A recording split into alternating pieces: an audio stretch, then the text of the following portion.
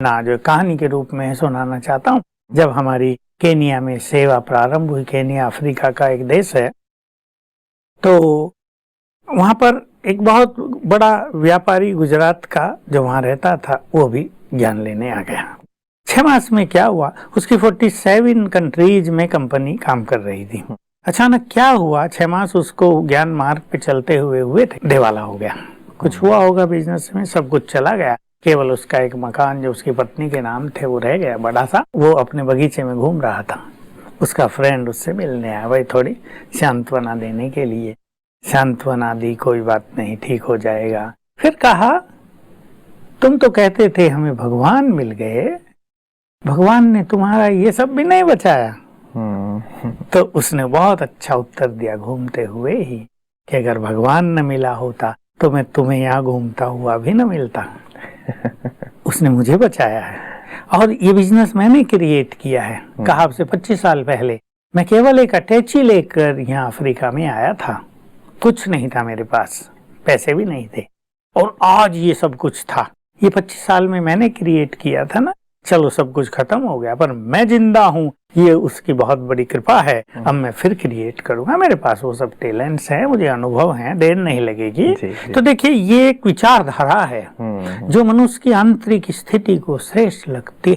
लोग टूट जाते हैं आजकल, क्योंकि आजकल धोखा बहुत हो गया है।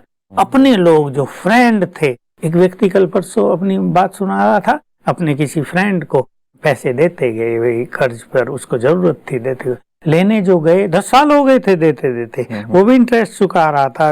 ये पैसे मांगने गए तो उसने क्या कह दिया, तुम कौन हो, मैं तो तुम्हें नहीं पहचानता। अभी 5-6 दिन पहले की घटना है, उसने मुझे बताया। तो मैं हैरान हो गया कि तुम मुझे नहीं पहचानते, ये बात 10 साल पहले क्यों नहीं कह दी थी तुमने मुझे।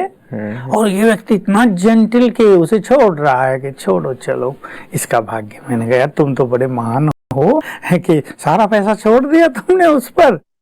कहा क्या करूं, अब लड़ाई झगड़ा करके मैं अपनी आंतरिक स्थिति को खराब क्यों करूं, क्योंकि वो अभी कुछ समय से ज्ञान मार्ग पे आ गया 5 साल से, तो विचारों में बहुत महानता आ गई है। उसने कहा चलो ये उसका कर्म ले गया, कोई बात नहीं, हमें कोई कमी नहीं। मतलब इन्होंने अपनी मुस्कान नहीं छोड़ी। उसने ये कहा कि वो ले गया ना हमारे 50 लाख, हमें शिव बाबा 50 करोड़ देगा, हमें पूर्ण विश्वास है, और उसके वो सब चले जाएंगे।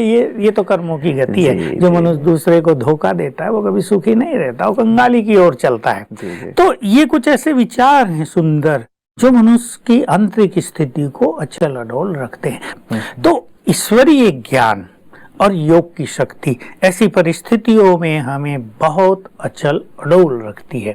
इसलिए हर व्यक्ति को अब अपने परम पिता को, अपने परम सदगुरु को अपना साथी बनाना चाहिए और ईश्वरीय ज्ञान लेकर उसकी 5-7 बातों को अपने जीवन में ऐसा समाना चाहिए ताकि विभिन्न परिस्थितियों में हमारी मनोस्थिति बहुत ज्यादा विचलित न हो जाए। थोड़ी विचलित हो, हम जल्दी उसको फिर से सेट कर दें। जी।